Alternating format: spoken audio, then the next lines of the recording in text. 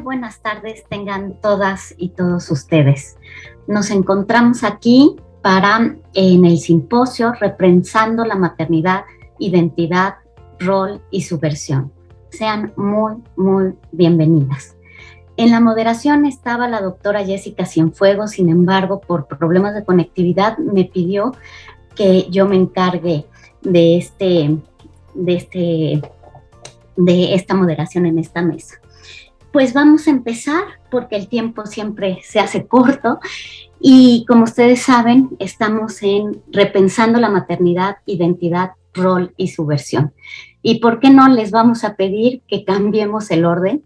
Nada más un pequeño cambio. En lugar de comenzar yo, vamos a darle la palabra a la doctora Carolina Olvera Castilla y a la doctora María Gabriela Luna Lara con el trabajo Diálogos de Masculinidad y Paternidad entre la salud y el malestar. Bueno, les voy a presentar brevemente las semblanzas para que conozcan quiénes son nuestras ponentes. La doctora Carolina Olvera Castillo es psicóloga egresada de la Universidad Autónoma de San Luis Potosí, maestra en Políticas Públicas y Género por parte de la Facultad Latinoamericana de Ciencias Sociales Campus México y doctora en Psicología egresada por la Universidad de Guanajuato.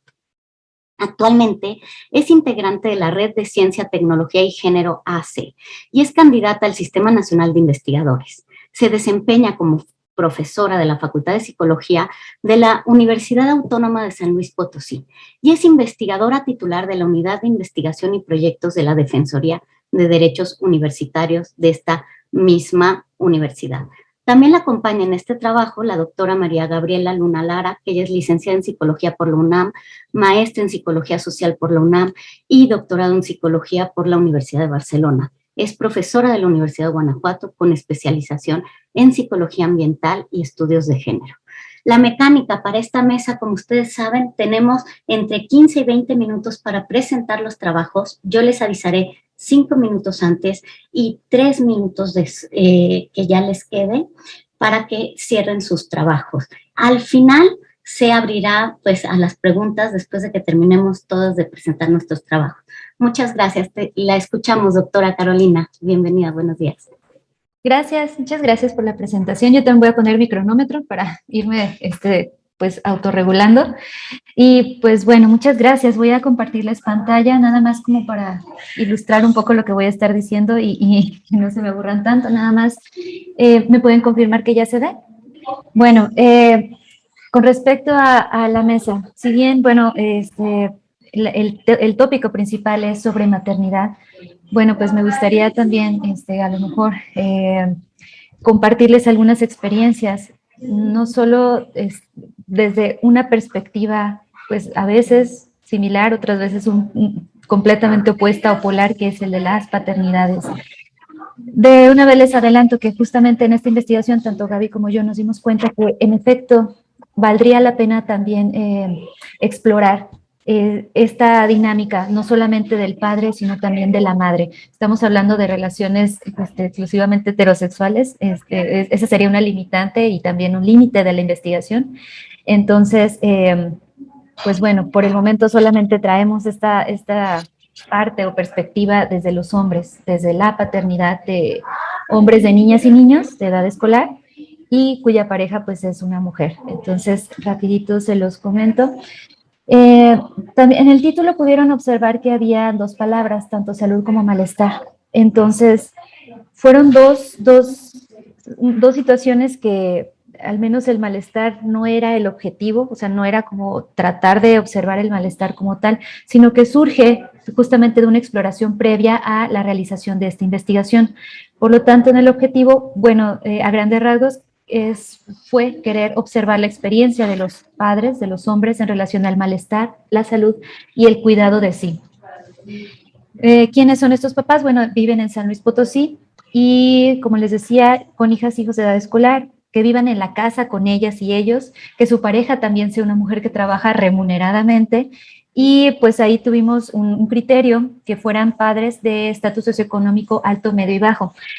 Para poder buscar a estos hombres, estos participantes, como les decía, se hizo una especie de pilotaje en el cual las situaciones, las experiencias de vida eran tan ricas, tan diversas, que teníamos que limitarlo de alguna manera. Incluso decir que vivieran en la misma casa con sus hijas e hijos fue, pues, de alguna manera una línea, una guía, la cual pues nos hizo notar que evidentemente puede que sean sus hijos, hijas, pero viven en otro lugar, porque están trabajando en otro espacio para justamente poder hacer el mantenimiento, por así decirlo, la producción, tanto económica como material, y poder sostener la casa. Otras también, otro criterio fue, por ejemplo, que las hijas e hijos fueran de la pareja con la que está viviendo en ese momento, porque también fue algo con lo que nos encontramos. Entonces, ahí determinamos que había que poner un límite en estas situaciones y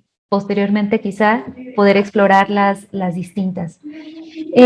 Se usó la técnica de la entrevista con un guión semiestructurado, el cual se construyó precisamente en esta exploración previa, en la cual se tocaron los temas de paternidad y masculinidad. Evidentemente esto, bueno, no es nuevo, esto ya también se sugiere en distintos estudios sobre paternidad y masculinidad. También se investigó los cuidados, el malestar y la salud, que fueron temas emergentes y muy recurrentes en estos hombres que también son papás. Y pues bueno, participaron 10 padres de la ciudad de San Luis Potosí, de distintos estatus socioeconómicos, alto, medio y bajo.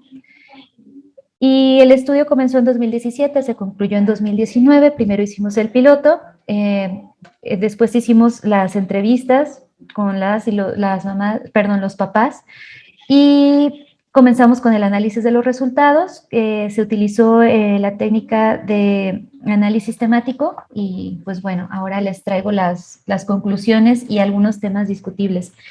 Si bien del análisis temático se derivaron varios temas, solamente les traigo 2 para también acortar el tiempo y poder revisar esto que es bastante interesante.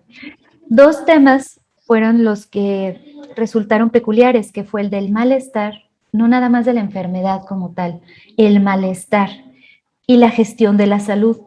Gestión de la salud también tratando de observar una diferencia, que pareciera que por ahí hay una diferencia, que justo es lo discutible, entre el autocuidado y el cuidado del sí mismo. En el malestar, bueno, los temas son bien puntuales. Cuando uno le pregunta al papá sobre lo económico, malestar, a lo mejor por la relación de la pareja, y en relación a la salud, lo saben identificar bastante bien. Yo sé que esto es con esto, esta área o esta área. Pero hay un malestar que pareciera inespecífico, que pareciera incluso que no se quiere decir tal cual, que es un malestar más relacionado consigo mismo, pareciera incluso que con su propia piel, con su propio cuerpo, con sus acciones, algo que no se verbaliza tan fácilmente. Y gestión de la salud, pues bueno, una frase que he escuchado una y otra vez desde que era niña, sobre todo de mi abuelo, quizá algunas y algunos de ustedes lo han escuchado, es: todo por servir se acaba. Y ahí le agregamos, excepto yo. Pareciera que están conscientes de que ahí hay una implicación del cuerpo y la salud con su estilo de vida, pero también está este imaginario, este pensamiento de yo no me puedo acabar, mientras mi familia esté ahí y me necesite, ahí tengo que estar yo. Otro tema que me sorprendió y bueno, nos interesó al momento de estar observando las transcripciones fue el de la paternidad sanadora. ¿Por qué le pusimos así? Pareciera que hay un antes y un después de ser papás. Antes mi salud no era tan buena, pero ahora que soy papá, incluso hay fobias que se curan, que se sanan, ahorita se las comento. Y finalmente, el cuidado de sí como un evento imaginario. También quisiera comentarles algo que probablemente les haya sucedido, o si no, a lo mejor por ahí pudiéramos después dialogarlo. Siendo nosotras mujeres, tanto Gaby como yo, investigando un tema de masculinidades, de hombres, implica las cuerpas, los cuerpos, es incluso el momento, cada que hablamos sobre ello es reaccionario, a veces más positivo, otras veces más negativo, te preguntan, ¿y cómo le hiciste? ¿O qué, a qué te enfrentaste? Puedo decir que no nos enfrentamos con tantas, con muchas dificultades, sino más bien con una apertura en la medida de lo posible y en el discurso que ellos armaron para nosotras, psicólogas, eh, pues es uno muy distinto que quizá le hubieran hecho o que le hubieran platicado a un hombre, incluso si era psicólogo. Entonces también por ahí nosotras estamos conscientes de que esta es la historia que nos quisieron compartir y no otras. Y nos damos cuenta de ello porque en el momento de devolver los resultados a estos papás, después de que se hizo la investigación, se dialoga con ellos, hay cosas que no dijeron en ese momento, pero que se quedaron pensando, incluso cosas muy que pudieron haber sido incluso críticas, o pudieron haber llevado la investigación por otro rumbo, no lo sabemos, pero, pero bueno, esa era nuestra posición en ese momento y pues es la que les vamos a compartir. En cuanto al malestar, solamente les pongo una frase pues de uno de los participantes, en, en la cual al principio estábamos buscando situaciones de enfermedad como tal, de salud de los papás, física, emocional, sentimental, ¿por qué no decirlo? Sin embargo, también haciendo alusión a los temas que ya se han tratado desde el feminismo, desde los feminismos, desde nuestra posición como mujeres, como lo es el malestar, pareciera que hay cosas inespecíficas. El malestar siempre presente, el cual no necesariamente implica falta de salud, porque puede estar sano físicamente, o él se percibe sano físicamente, pero hay algo ahí que no se lo puede contar a alguien más, que incluso cuando tú le preguntas si lo ha platicado con alguien, a veces nos decía que era la primera vez que lo verbalizaba y que se lo preguntaban. A veces se lo platica a la pareja. También hay padres que dicen, bueno, yo nada más a mi pareja y a nadie más, todos estos malestares, y de alguna manera también colocando a sus parejas en esa posición de cuidado, de cuidadora, podría ser. Y lo pusimos como malestar, como un tema aparte de la enfermedad, porque pareciera una situación recurrente, especialmente cuando son padres que dialogan con las parejas, que a veces que la pareja también siendo la madre, madre de la niña, el niño, que también es su hijo, que también es su hija, pues ahí hay una autoridad, pareciera que hay dos autoridades, pareciera que ahí hay una especie de juego con el poder, y muchos de estos malestares relacionados a la pareja y relacionados con mi propio ser, conmigo mismo, se relacionan a esto, a la pérdida percibida de poder, de autoridad, del querer saberlo todo y tener respuesta para todo, respuesta que quienes serán padres, bueno, a lo mejor no siempre tienes la respuesta porque nadie nos prepara para hacerlo. Son estos malestares los cuales solamente se observaron de forma muy somera, o sea, como muy, muy por encimita, pero que fueron un tema recurrente y una vez que tú les abrías esa llave al dialogar con ellos, no paraban. Y lo cual fue curioso porque según la literatura, la literatura pues dice que los hombres no platican tanto de aquello, que por el contrario prefieren esconderlo pues porque son hombres y la socialización de su misma masculinidad. Y bueno, continúo. En el tema de la gestión de la salud, dos son de los temas más que nos llaman la atención, porque en la literatura igual ya se nos dice que, como diría por ahí, como traduciría Beno de Keyser, se mueren por ser hombres. Hay muchos hombres que justamente al estar reafirmando esta masculinidad, pues pareciera que se llevan al cuerpo por delante, pero pues también la socialización de esa masculinidad no solamente es de ellos, obviamente de la sociedad en general, de tal manera que la cultura de la guerra, la cultura de la violencia, también utiliza sus cuerpos como si fueran desechables. Entonces, quizá y solo quizá ellos observen su cuerpo de esa manera, todo por servir se acaba menos yo. Yo tengo que seguir funcionando incluso a contracorriente. Aquí Fernando Aceves en 2018 nos dice, necesitamos redefinir la paternidad y la masculinidad porque la que tenemos ahorita literal nos está matando. Acá encontramos una frase de un papá que es la paternidad, pareciera que funge una cualidad sanadora, en la cual papás que incluso tenían fobias o tenían enfermedades del corazón, una vez que tienen a su hijo o a su hija, se curan. Y esa era la palabra, como que me curé de la nada. Desde que soy papá soy más feliz.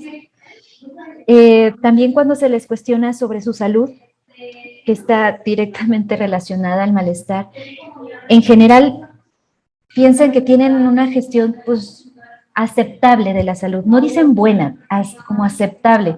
Sé que no estoy completamente bien, pero tampoco voy a hacer algo por cuidarme. Se tiene la conciencia de sí, voy a ir, me voy a prevenir, por mis hijas, por mis hijos, rara vez por ellos mismos, siempre es ellas y ellos estrechamente relacionados, y no lo hacen. De ahí les digo que a lo mejor y quizá el autocuidado y el cuidado del sí mismo no son lo mismo. Puede que tengan mayores herramientas para tener un autocuidado, las acciones, las prácticas de autocuidado, y a veces ni eso, pero el cuidado de sí, de mi psique, de mí mismo, que está directamente relacionado al cuidado del ambiente, de las y los demás, y de ti mismo, pues pareciera que hay todavía una gran área de investigación y de oportunidad. Algunas conclusiones de esta investigación es que, bueno, pareciera que el malestar se relaciona directamente a la pérdida de autoridad y de los medios para proveer, e incluso de la salud. Evidentemente, no solo a los hombres les ha de pasar, la pérdida de salud está presente siempre el malestar, pero en ellos pareciera que se exacerba, porque hubo situaciones en las que incluso se contaba de forma muy coloquial que casi mueren por cuestiones de diabetes o cuestiones de un apéndice, que ya había historial, ya había malestar anterior y poco a poco fue creciendo hasta llegar a urgencias y casi morir. Entonces, la forma en la que lo cuentan, observar el lenguaje corporal es muy enriquecedor. También puede ser como consecuencia entre el choque del sistema patriarcal que todavía sigue validando una hegemonía de una masculinidad más dura, más fuerte, y la resistencia al cambio que exige una redistribución de los recursos materiales como simbólicos, redistribución entre quienes, no solo entre las mujeres, sino también entre todas estas formas de ser hombres, las formas de ser mujeres y evidentemente la dinámica entre la una y el otro. Expresan sentir malestar y no se tiene muy claro cuál es la causa de la sensación. Hay quien te expresa sensación física, las orejas, la cara, la garganta, pero no lo sacan, por así decirlo, no sale de ahí del cuerpo. Hay unos que incluso no te pueden describir la sensación física. Te describen las situaciones de felicidad, de cuando sus hijos eran bebés, los bañan, juegan con ellos, cuando van al fútbol. Todas estas actividades lúdicas te las describen perfectamente bien, incluso con el cuerpo. Sin embargo, las de malestar no tanto. Incluso hay quien no puede, cambia de tema, etc. Cuando se relaciona con lo económico, la salud y la pareja están muy identificados, no siendo así cuando el malestar es consigo o con el ambiente. Casi no hablan de sus malestares, como les comentaba, quizá mi cuerpo de mujer, mi posición como psicóloga, quizá haya sido ahí un factor para el cual facilitó el diálogo, no lo sé, puede que sea así, y también para posteriormente en la devolución de resultados, incluso buscar el contacto después de años de haberles hecho la entrevista y buscando lo mismo, la salud o la exploración del malestar, preguntando, ¿y estoy bien? ¿Cómo salí? Estas cosas que pues también se preguntan. También las conductas de cuidado hacia sí mismos usualmente se quedan a nivel de pensamiento y rara vez pasan a la acción, de tal suerte que algunos pierden la salud cuando bien pudieron haber hecho algo antes. Existe un momento de aplanamiento afectivo en los padres al relatar situaciones de salud mortal. Perciben que su salud ha mejorado desde que se convirtieron en padres. Doctora, Hay cuestiones que... 10 minutos. Gracias. Hay cuestiones que son discutibles, las puse así, como pueden ser discutibles, que también me llevan a la reflexión de la hegemonía, incluso, de si este concepto de hegemonía nos sigue sirviendo, nos sigue siendo una categoría analítica, o si habría que repensar la hegemonía. A mi parecer, no es que esté desapareciendo, sino que está tomando una nueva piel, se está transformando para poder subsistir, para poder seguir siendo lo que siempre ha sido, nada más que ahora quizá no sea el papá ausente, quizá, sino un papá más involucrado, pero con sus mismos malestares. También por ahí hablan de las nuevas paternidades activas, paternidades democráticas. En esta investigación preferimos llamarles paternidades emergentes. A lo mejor no es que no existieran antes, no que hubiera un antes o un después, sino que poco a poco han ido surgiendo, emergiendo, y quizá estas son ahora las más deseables y las más aceptables, lo cual les pudiera causar conflicto a muchos, que ya no pueden ser los papás o como sus propios papás o abuelos, y ese fue su modelo. Ya no pueden porque la pareja pues tampoco está en esa posición de permitirlo, o simple y sencillamente ya no quieren ser así. Pero ahora, ¿cómo puedo ser? ¿Cuáles son los modelos? ¿Cuáles son las formas o las prácticas? Y lo que les comentaba en el inicio, el autocuidado y el cuidado de sí. Por ahí encontramos que Juan Guillermo Figueroa nos dice que el cuidado de sí, pues más bien es una relación y actitud consigo mismo, con las otras personas y el mundo. A lo mejor por ahí valdría la pena seguir investigando. Y el autocuidado, pues las acciones y las prácticas que se pueden ver, tocar y realizar. Algunas propuestas de investigación futura que encontramos, pues propuesta la generación de estadísticas, normativas y campañas, ahora con antier, que salió este comunicado de la Suprema Corte de Justicia con respecto a los permisos de paternidad, pues bueno, era algo que se sugería y que pues al parecer se está consiguiendo, y que haya espacios de discusión, repensar la masculinidad. Aquí se proponen cafés filosóficos, que no es lo mismo y la dinámica no es la misma, a lo mejor sea más informal pero profunda. Y pues educación o reeducación, observación del sistema de salud, incluyéndonos a nosotras como profesionistas en el tratado de la salud masculina y también, por supuesto, en esta relación con las parejas. Rumbos de investigación, por ahí hubo muchas cosas que se quedaron fuera, distintas paternidades sociales de hombres indígenas, intentos o procesos fallidos de adopción, hombres que no quieren y desean tener hijos, paternidades y maternidades posthumanas, hablamos de inseminación in vitro o todas estas formas que también pues, tienen tiempo. Factores protectores, hablamos de los malestares y peligros, pero ¿cuáles serían o pudieran ser factores protectores si es que los hay? Y las pérdidas o faltas del hombre consigo mismo, el saber por qué, cómo y para qué. Y pues bueno, esto sería todo de parte de nosotras. Muchísimas gracias. Pues muchas gracias, doctora Carolina. Pues ahora toca la participación a su servidora, la doctora Verónica Vázquez Piña, mucho gusto. Es doctora en Ciencias Políticas por la Universidad de París-Dauphine. Hizo un diplomado de estudios a profundidad en Sociología y Comunicación Política por la misma universidad y es licenciada en Psicología, por eso estoy aquí, me encanta regresar a mi origen. También tengo un certificado en género, sexualidad, cuerpo, debates contemporáneos por el 17 Instituto de Estudios Críticos y el Instituto de Liderazgo Simone de Beauvoir. He publicado artículos, capítulos de libro sobre temas de democracia, democratización en México, democracia y familia en México. Y bueno, soy profesora, investigadora, feminista, tallerista, conferencista en ética pública y perspectiva de género. Pues mi trabajo se titula Repensando la maternidad. Díganme si ya se ve. Sí, ya se ve. Muchas gracias y tomarme el tiempo. Claro está, porque si no.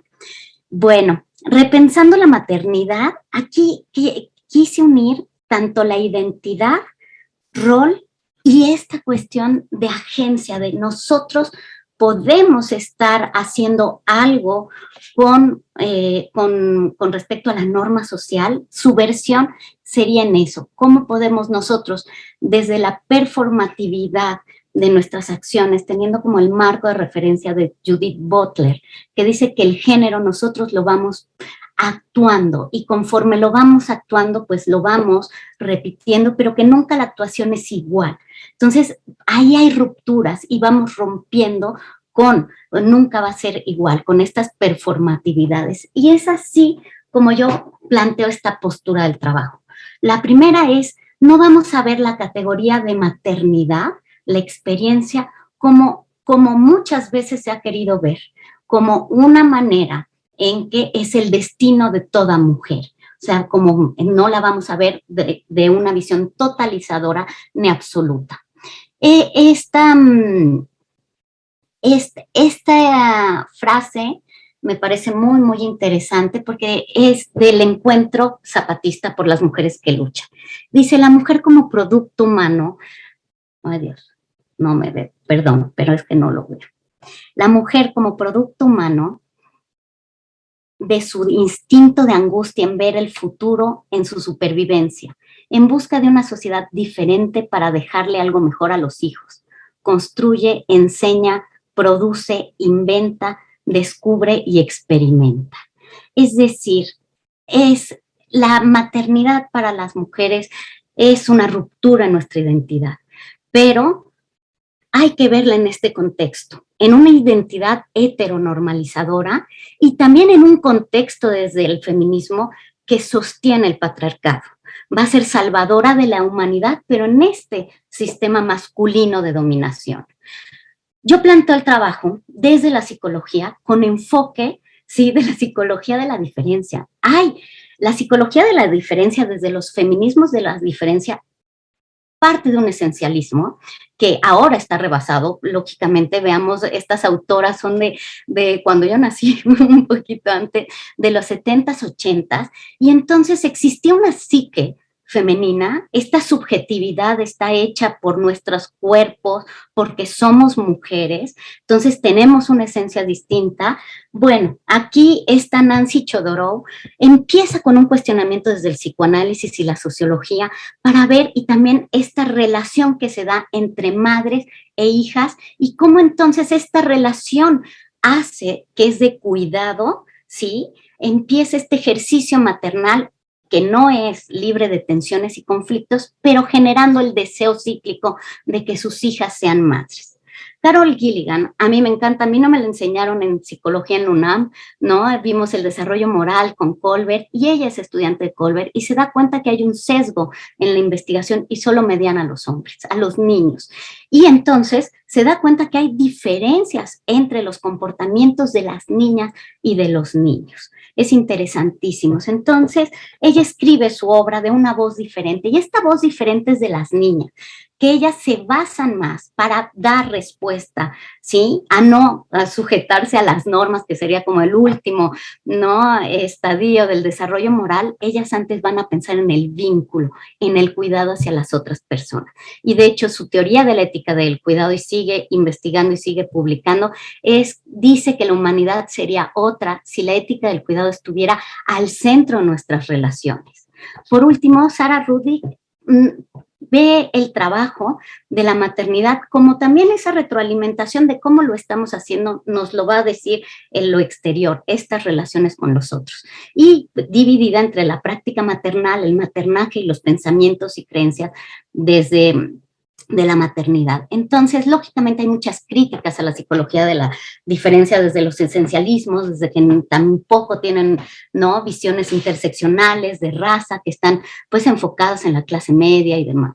Pero pues también entonces, ¿no?, esta es una propuesta de pensar las cosas diferentes. Por ahí podríamos ir.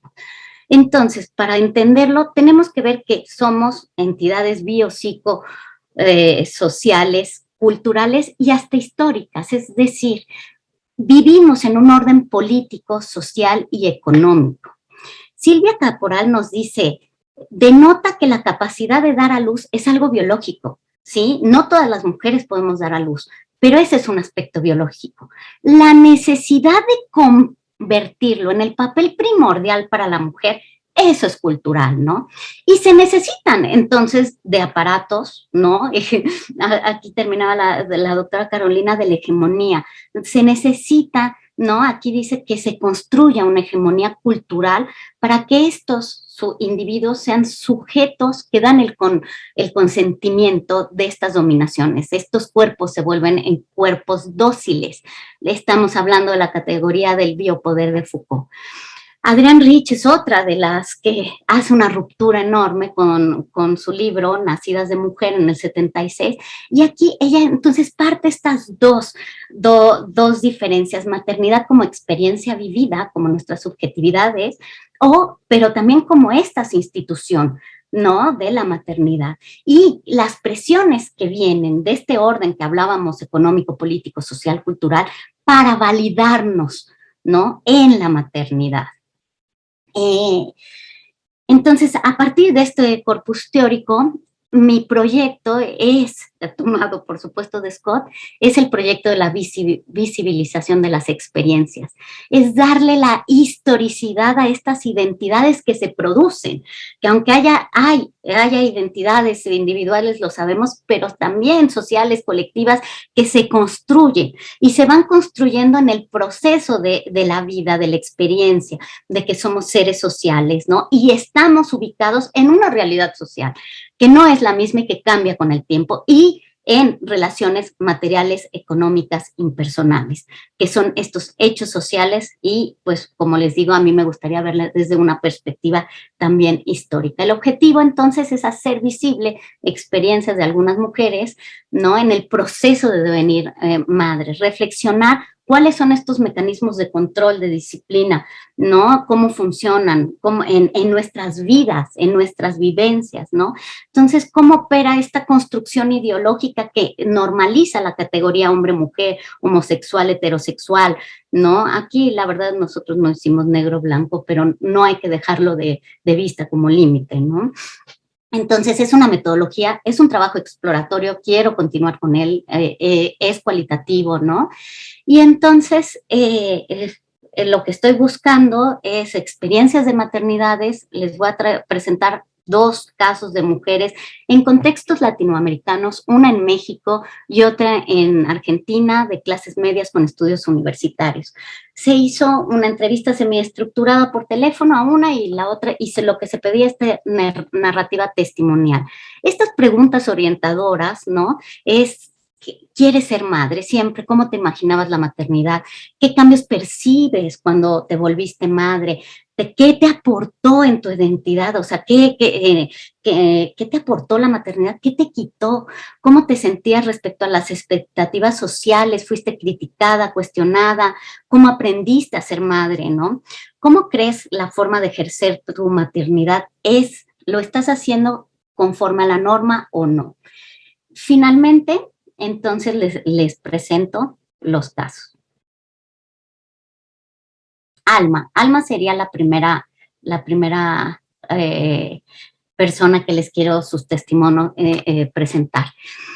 Alma empieza su relato, ¿no? Cómo imaginaba este proceso de tener un bebé. Lo imaginaba como una posesión, como un cangurito, como esa relación estrecha de cuidar, ¿no? Pero ella decide ser madre en un contexto de madre soltera. Entonces, no siente el estigma, pero en el momento en el que el IMSS le piden y la catalogan como madre soltera, ahí sí dijo, no es una equivocación yo querer tener un bebé, ¿no? Entonces, cuando se pregunta si había este cuestionamiento de la sociedad sobre cómo ella llevaba su práctica de crianza, ella dice, era más la presión mía, mi cuestionamiento, o sea, ese estrés, este malestar de hacerlo bien, esta angustia, ¿no? De no saber cómo ser madre, ¿no? Pero además ella después ya se posiciona en una maternidad lesbiana, ¿no? Dice, desde que era una jovencita el deseo de tener un hijo estaba presente en mí. Imaginaba con mi bebé. No podía concretar la idea de tener además una familia. Cuando llegué a tener novio, la idea de tener un bebé con él no me parecía atractiva. Simplemente esas dos ideas no parecían ir de la mano.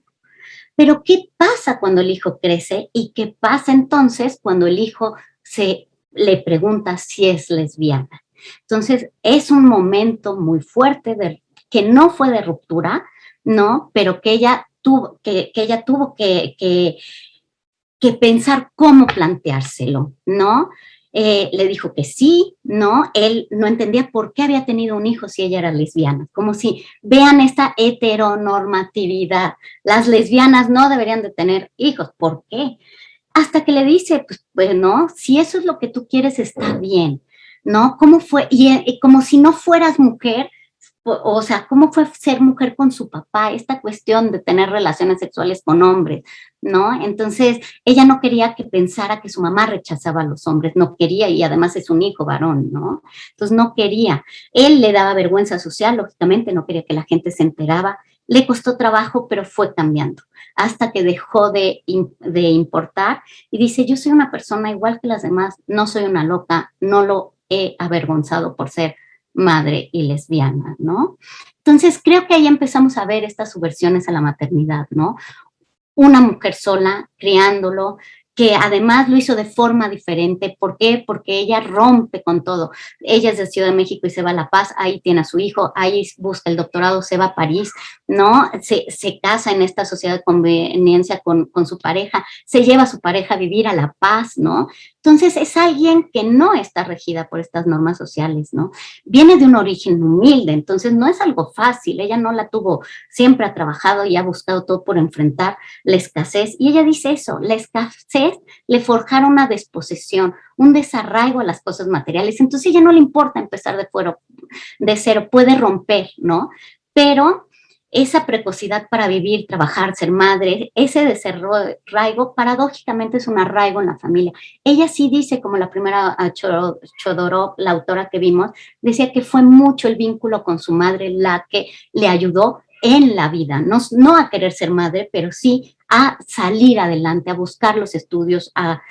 Entonces, Foucault utiliza las tecnologías del yo, que serían este mecanismo, ¿no?, que permite a los individuos efectuar por cuenta propia, con ayuda de otros, cierto número de operaciones sobre el cuerpo, alma, pensamientos, conducta, cualquier forma que ayuda para transformarnos a nosotros mismos para alcanzar la felicidad, ¿no? Entonces, esas son las tecnologías del yo que podemos estar viendo, ¿no? Y sería esta micropolítica como resistencia local de alma, ¿no? Entonces ella dice, yo quiero vivir en plena libertad de deseos, comportamientos más allá de la norma social. No es el éxito económico lo que quiera o no, bienes adquiridos como casa, tampoco los logros académicos, aunque sea doctora, sino el haber criado a su hijo en plena libertad, arrojo y respeto. Enseñarle prácticamente lo que ella tuvo que aprender, no pasa nada. Se puede vivir empezando de cero, cuantas veces se quiera. Ella es una mujer de 1000 actividades, no se encierra en una identidad sexual ni en un espacio territorial. Ella va más allá de las posesiones, aunque Alma, su maternidad, era concebida como una posesión, una relación de cangurito, crió a su hijo en independencia. Hoy, como joven que es, la cuida y dice como un papá chiquito y agradece el tiempo y el cariño que le da a su hijo.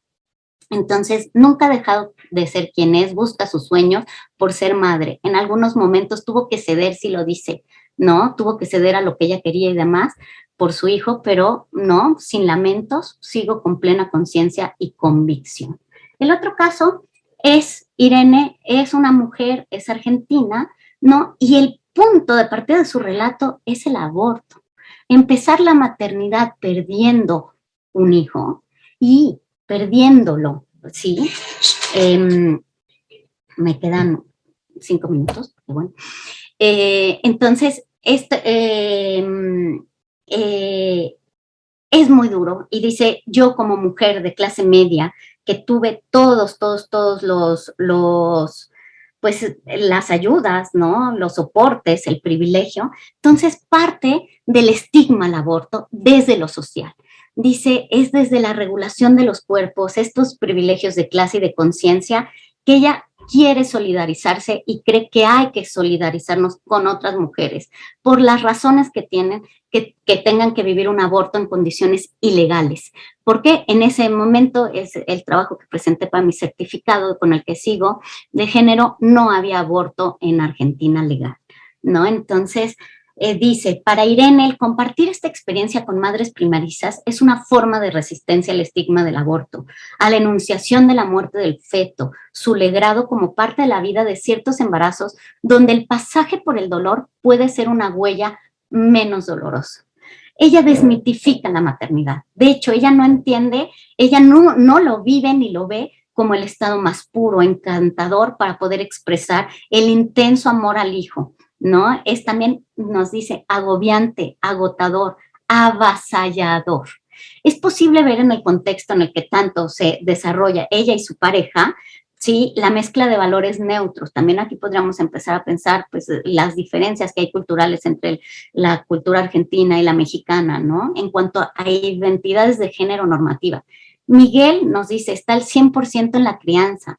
Cuando está en casa somos pares absolutamente, pero hay algo por esencia que sigue implícito en él y en la sociedad que la madre ocupa el lugar privilegiado, ¿no? Eso no sé si se puede cambiar, no sé si es instinto, si es real, si es cultural, la verdad no lo sabe. Pero ella no está de acuerdo en que a los hombres se les haga un lado, ¿no?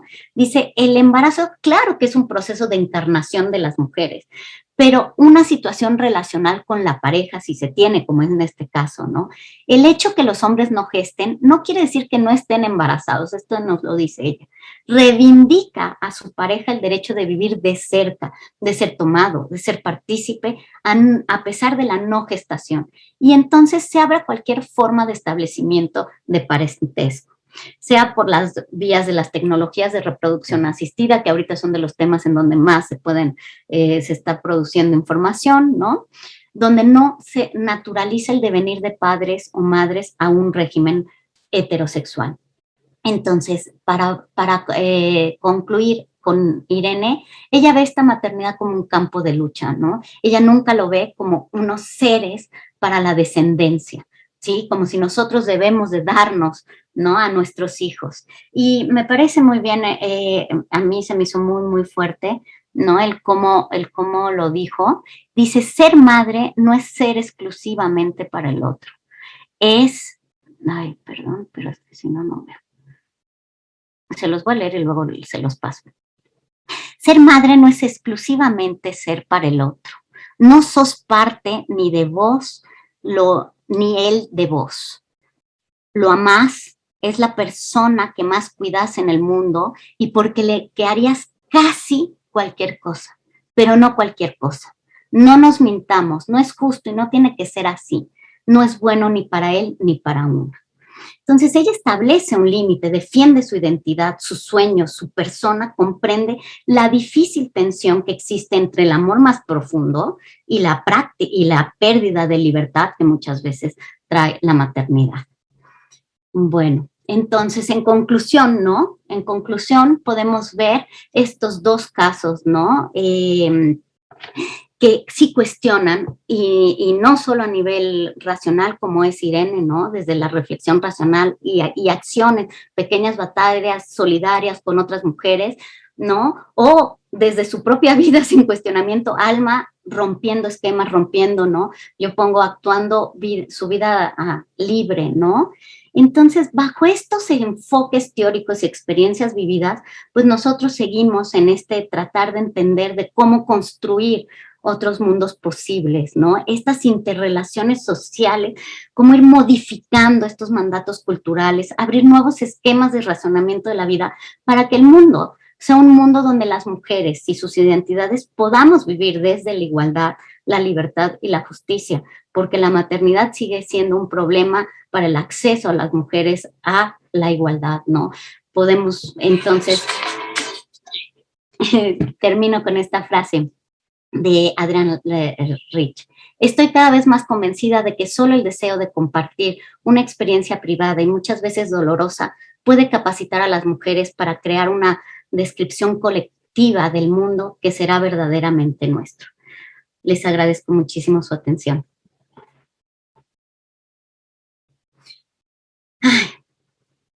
Bueno, ahora toca al siguiente trabajo, ¿sí? Si me permiten, es el trabajo número 3, que son las trayectorias educativas y sexuales, trayectorias educativas y sexual reproductivas de jóvenes universitarias de la Ciudad de México y Toluca. Presentan Gloria Elizabeth García Hernández. Les leo su semblanza. La doctora Gloria Elizabeth García Hernández es licenciada en psicología, maestra en psicología social por la Facultad de Psicología de la UNAM, doctora en ciencias sociales con especialidad en sociología por el Centro de Estudios Sociológicos del Colegio de México. Profesora investigadora de tiempo completo, adscrita a la licenciatura y posgrado en Psicología Social del Departamento de Sociología, en la División de Ciencias Sociales y Humanidades de la UAM Iztapalapa. Sus líneas de investigación son maternidad, embarazo adolescente, género, vulnerabilidad y curso de la vida. Le damos la palabra a la doctora Elizabeth García. Muchas gracias. Bueno, voy a iniciar con mi presentación poniendo en contexto este trabajo que en realidad es continuidad de una primera parte de un estudio que tiene que ver con el embarazo adolescente.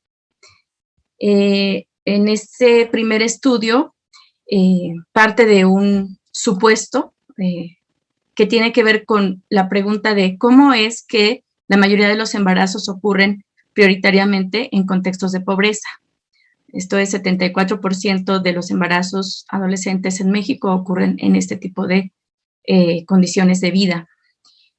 A partir de eso, entonces, yo hago un seguimiento para ver dentro de este contexto de pobreza cuál es la diversidad de expresión que tuvo el embarazo en la adolescencia. Y encuentro pues distintas rutas, distintas significaciones, pues llegando a una conclusión que es no todos los embarazos adolescentes, aun cuando ocurren en contextos de pobreza, tienen las mismas consecuencias ni significan lo mismo. Y de ahí, de un trabajo extenso, se deriva una pregunta que tiene que ver con mi propia práctica y el propio contexto en el que yo trabajo, que es la UAM Iztapalapa, y que tiene que ver con esta realidad, pues, de muchas mujeres que perteneciendo a contextos de pobreza llegan a la universidad, ¿no? Y permanecen en ella, incluso, pues, se gradúan.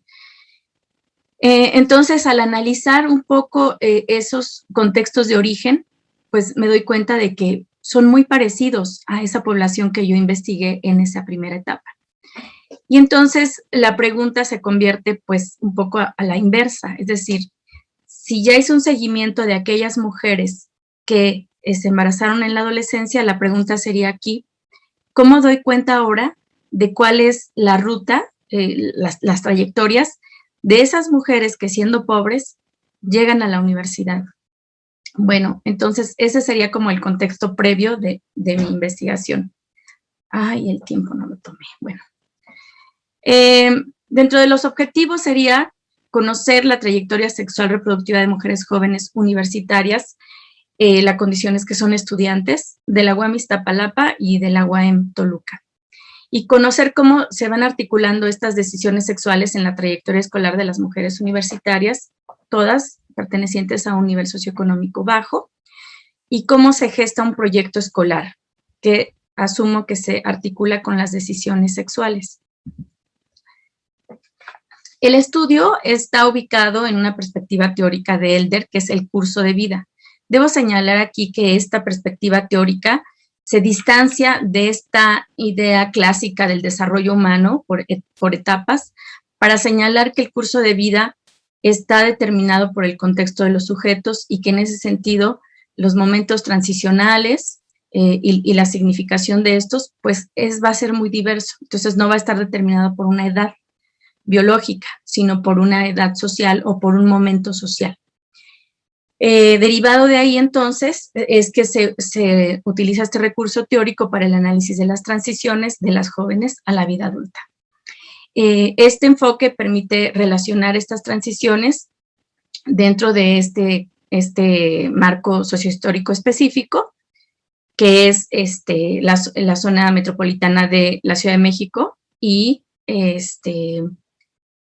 Toluca. permite acceder a las transiciones y trayectorias que se alejan de los modelos normativos. Esto es que estas transiciones normalmente están pensadas que un sujeto en su devenir va a tener un momento de formación educativa, va a terminar sus estudios, después va a ingresar al mercado laboral, después va a unirse y después va a tener hijos, ¿no? Y entonces esta perspectiva justamente permite dar cuenta de que las transiciones se alejan y sobre todo en contextos de pobreza se alejan de esta normativa. En las transiciones y trayectorias, el presente no está determinado solo por las experiencias que el sujeto ha vivido en el pasado. Y es aquí donde la parte subjetiva de un proyecto de vida hacia el futuro puede marcar y puede incidir para llevar una ruta distinta de estas mujeres. Bueno, más adelante explico. Ya existen algunos estudios previos sobre las transiciones de los jóvenes a la vida adulta. Algo que por lo menos en México está ya investigado es que después de la primaria, estas rutas, o sea, los niños comparten las mismas condiciones, pero después de la primaria, estas rutas de acción o en la educación se diversifican. Y entonces ahí viene una ruptura importante de jóvenes que empiezan a trabajar muy temprano y otros que continúan estudiando. Lo que encontramos en estos estudios es que la interrupción escolar es más común en los contextos de pobreza y que va a traer como consecuencia una privación cultural y un déficit de conocimientos. También estas trayectorias se diversifican en función del género y los roles sexuales. Algunos hallazgos sobre las transiciones de los jóvenes a la vida adulta.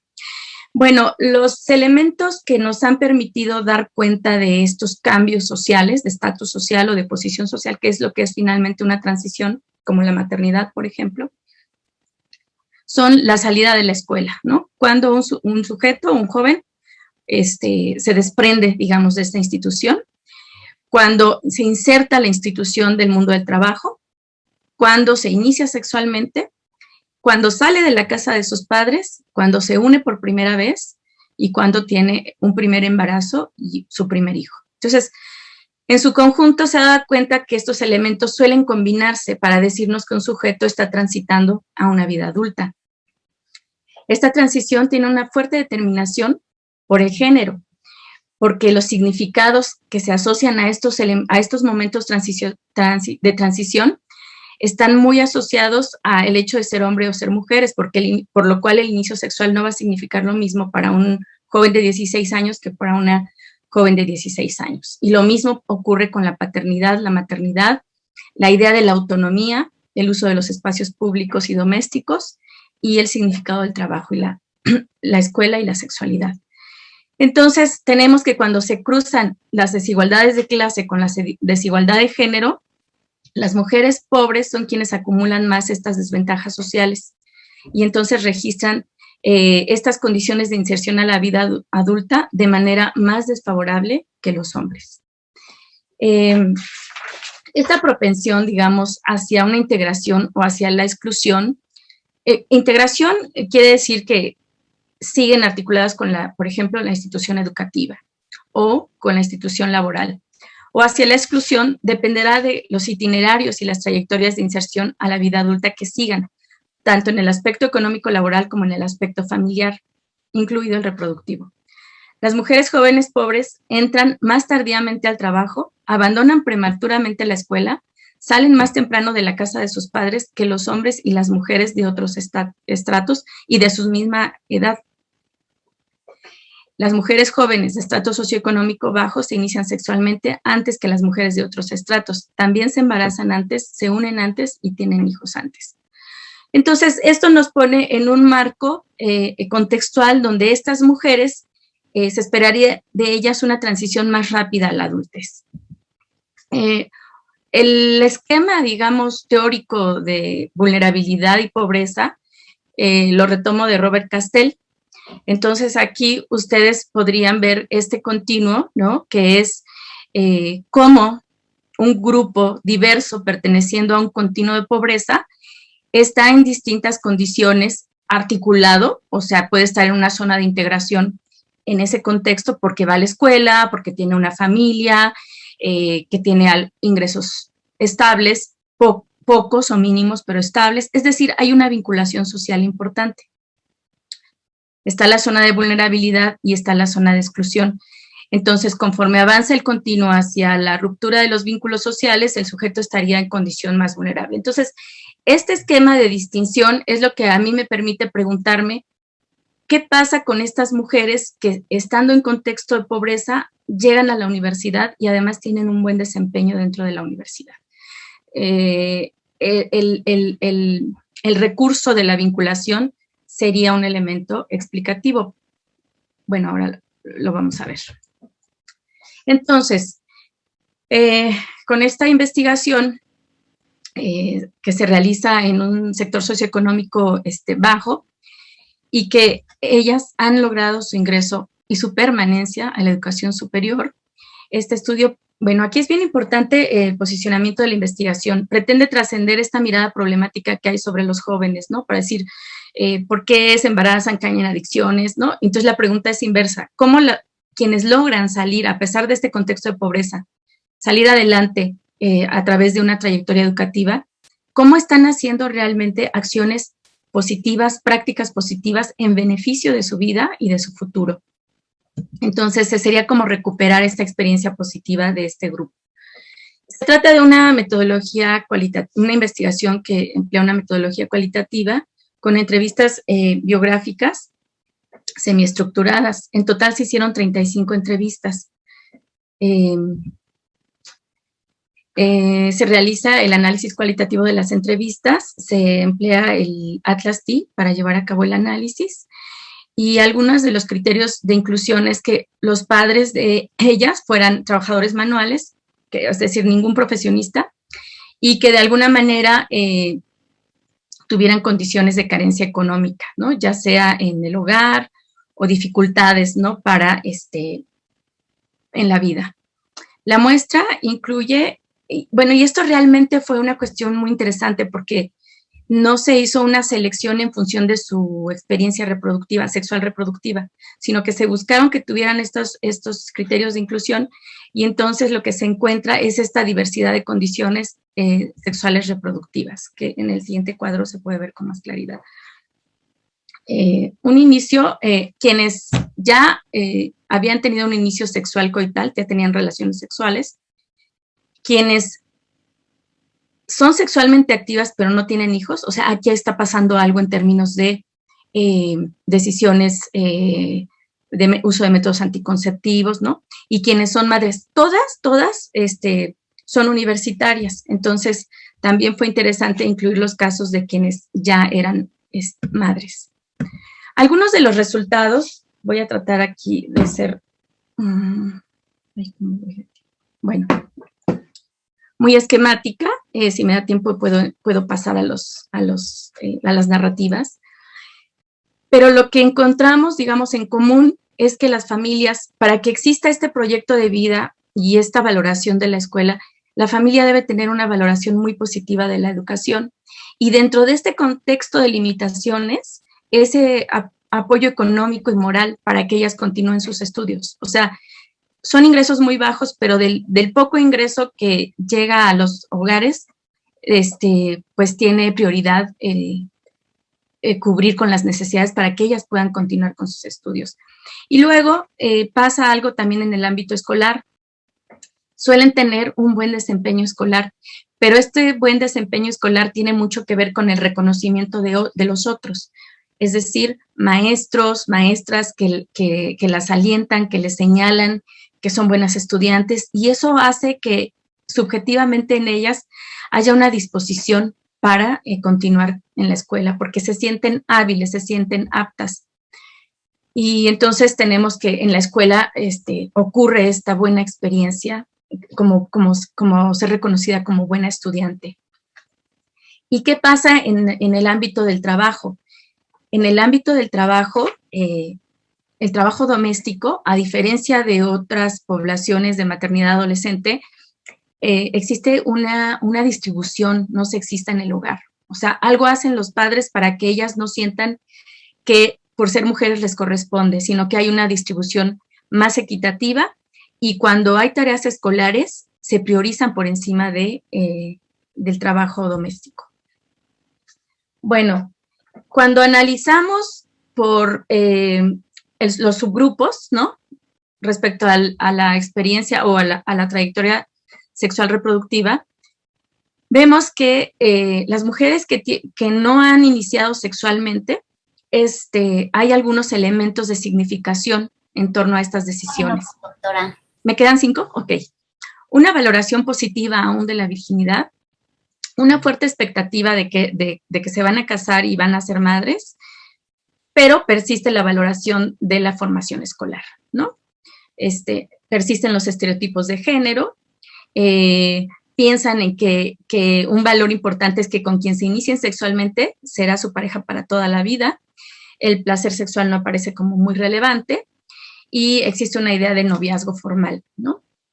Bueno, aquí pueden ver algunos otros. Hay un temor al embarazo, pero entonces no hay ni inicio sexual. Luego, otro grupo de estas mujeres universitarias que son sexualmente activas, es que ellas son sexualmente activas y la significación que hay detrás de esta sexualidad tiene que ver con una crítica al valor de la virginidad. Es decir, ya no importa, ellas asumen que su valor como persona no está ubicado en la virginidad y pueden o no tener una expectativa de vida en pareja e hijos, pero no es central en su proyecto de vida. En cambio, el proyecto laboral y de vida va más allá de la maternidad y el matrimonio. Se cuestionan los estereotipos de género, el placer sexual aparece como algo relevante, hay uso de métodos anticonceptivos y en dado caso incluso hay quienes optaron por la interrupción del embarazo. Algunas viven en pareja o... algunas ya viven en pareja, pero sin estar en matrimonio. Después tenemos aquí el grupo de mujeres universitarias que tienen hijos. Aquí es muy diverso, realmente pueden tener o no esta valoración positiva de la virginidad, pero el valor de la maternidad es muy importante. Lo que pasa aquí es que el valor de la maternidad está, por decirse, al mismo nivel que el de la educación, el proyecto educativo. Las dos cosas son muy importantes para ellas. Pero lo interesante en el caso de ellas es que el proyecto de vida académico está asociado a su papel de madres y está muy pensado en función de mejores condiciones de vida que ellas van a poder ofrecer a sus hijos e hijas. ¿Dos? Tres. Bueno, y lo que tenemos en este grupo, justamente, sí aparecen las críticas a los estereotipos de género. De hecho, hay una reflexión muy profunda respecto a la maternidad, cómo llegaron a ser madres, que no lo pensaron muy bien, que no se lo planteaban, que no pensaban que era como ahora les está ocurriendo y que, bueno, pero ya están en esa vía y la vía mejor para ella y sus hijos es el proyecto educativo. En los tres subgrupos de estas mujeres, es crucial el apoyo de los padres y la idea para los padres de que estudiar es importante. Bueno, me dará tiempo de compartir algunas narrativas, ya con subcategorías específicas como el proyecto de vida académico. Existe un proyecto de vida académico desde la infancia, estimulado por la familia o por algún referente positivo, como una profesora, un profesor o algún familiar. Cito. Pues desde la secundaria mi profesora de química era genial, entonces desde ahí me atrajo bastante la atención. En la prepa igual, o sea, no me decepcionaron mis profesores de química, eran bastante exigentes y eso fue lo que me gustó. Yo voy a dejar hasta aquí, podría ilustrar, digamos, cada uno de los momentos, pero quizá en el diálogo pues salga la oportunidad de compartir sobre la experiencia específica y las narrativas de estas mujeres. Gracias. Le agradecemos mucho, doctora, el siguiente trabajo. Perdón. Ahora sí, continuamos entonces con el trabajo, los cuidados en la pareja. Más allá del amor romántico, presentan Mariel Figueroa Chavarría y María Gabriela Luna Lara. La maestra Mariel Figueroa Chavarría es licenciada en psicología y maestra en terapia familiar integral. Tiene distintas especializaciones y capacitaciones en temas de género. Estudiante del doctorado interinstitucional en psicología en la Universidad de Guanajuato. Tiene experiencia en psicología clínica, social y en docencia, donde se destaca su labor en centros penitenciarios en el estado de Querétaro y en la prevención y atención de la violencia contra las mujeres en instituciones públicas, en colectivas feministas y consulta privada. Sus intereses de investigaciones en temas de género y violencia. Actualmente realiza la investigación sobre las narrativas de cuidado y la violencia de género en la pareja. Le damos la palabra a la maestra Mariel Figueroa. Gracias. ¿Qué tal? Buenas tardes. Voy a compartir mi pantalla. Bien, pues buenas tardes. Es un gusto estar con ustedes, poderles compartir este trabajo que realizamos la doctora Gabriela Luna y yo, y que ahora se titula Cuidados en la pareja, su detección y promoción a través de una escala. Cambiamos el nombre porque cuando lo enviamos el trabajo en 2020, pues apenas estábamos en la construcción de pues este término de cuidados en la pareja. Y justo pues vengo a platicarles cómo fue que hicimos esta escala y cómo la validamos. Primeramente, bueno, pues comenzamos, como les digo, construyendo este concepto de cuidado en la pareja. Hicimos una revisión bibliográfica y nos dimos cuenta que no había un significado preciso. Esto, bueno, pues en relación a que este trabajo que les presento, pues es parte de una investigación más grande, que es esta de las narrativas de cuidado y de violencia de género. Entonces, cuando estábamos estudiando el cuidado en la pareja, nos dábamos cuenta que pues no había un significado preciso consensuado. Generalmente, los estudios que nos hablan de prácticas de cuidado en general suelen abocarse al uso dimensional del cuidado, es decir, en los actos, en las actividades que son más materiales. También, pues, estos estudios suelen asociarse suelen asociar las prácticas de cuidado a las prácticas domésticas y curativas en las relaciones con personas que padecen una enfermedad, que son menores de edad o personas de la tercera edad. En los trabajos que sí hablaban de un cuidado en la pareja, observábamos que eran estudios que estaban más centrados en el reparto de las actividades productivas y reproductivas. Y entonces, pues aquí caímos en cuenta de que el cuidado en la pareja es un cuidado pues más particular porque sucede entre dos personas que se encuentran en la misma situación de vulnerabilidad, o generalmente pues los miembros de la pareja están en una misma situación de vulnerabilidad. Y al mismo tiempo observábamos que el cuidado en la pareja pues fácilmente solía ser asociado a los mitos del amor romántico y había como estas confusiones. Entonces, ya que teníamos toda esta revisión bibliográfica, buscamos operacionalizar el concepto de cuidado en la pareja y lo hicimos a través de su dimensión activa, como les digo, de sus labores, pero también a través de su dimensión subjetiva, que tiene que ver más con las responsabilidades o con las disposiciones de cuidar. Esta operacionalización la hicimos tratando de identificar los efectos más evidentes que tenía las prácticas de cuidado sobre las dimensiones del género que propone Connell, que son estos escenarios de reproducción, producción, de poder, de relaciones íntimas y simbolismo. Les voy a explicar un poquito de esta teoría. Bien, pues Connell nos dice que el orden en el que nos desenvolvemos, este orden que es patriarcal, dado a que se basa en las diferencias que existen entre hombres y mujeres, se reproduce diariamente en 4 dimensiones o 4 escenarios que están entrelazados. Escenarios productivos y reproductivos a través de la división sexual del trabajo, donde tenemos actividades masculinas y femeninas. También a través de escenarios de poder, donde el varón tiene más acceso a la educación, al trabajo, a la justicia, a la toma de decisiones, y donde observamos que los temas femeninos, íntimos, domésticos, pues presentan menor relevancia social. También el orden patriarcal se va a reproducir en las relaciones afectivas a través del amor romántico, los mandatos y estereotipos de género, de manera que se condicionan nuestros afectos, nuestras satisfacciones y nuestros deseos. Y finalmente, el orden patriarcal también se reproduce en el simbolismo, en donde históricamente el binomio hombre-masculino ha presentado mayor valor social y monetario.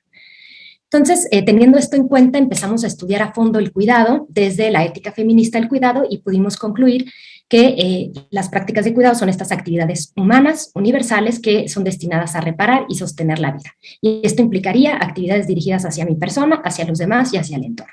Como les comento, tiene una dimensión subjetiva que tiene que ver con la disposición de cuidar y una activa que tiene que ver con la labor. Pero lo interesante del cuidado desde esta perspectiva es que coloca al centro la vulnerabilidad humana y la reivindica, de tal manera que es posible detectar que todas las personas vivimos en una red de interdependencia y que diariamente estamos estableciendo lazos que son sostenidos desde las emociones, la interacción y la subjetividad. Pero esta vulnerabilidad humana suele ser rechazada, pues, digamos, minimizada por esta filosofía liberal que suele dar más valor a la razón, a la individualidad y a la objetividad. Pero una vez que estudiamos a fondo las prácticas de cuidado, podemos darnos cuenta que la ética del cuidado pues, se recarga en la responsabilidad, en vínculos de reciprocidad, de solidaridad y de justicia. De tal manera que las prácticas de cuidado pues impulsan la capacidad empática en las personas y permite que se superen jerarquías estructurales y diferencias simbólicas. Por tanto, pues el cuidado tiene un valor sociopolítico porque modifica identidades, permite que se establezca colaboración y diálogo y transforma las relaciones colocándolas en posiciones de más horizontalidad. Esto nos llevaría a conformar una sociedad menos jerárquica en donde sea posible atender pues, necesidades más particulares.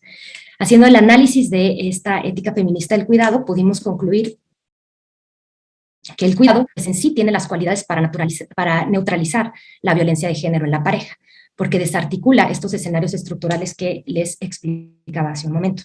Entonces, teniendo en cuenta esto, empezamos a buscar cómo es que el cuidado tenía efectos en estas cuatro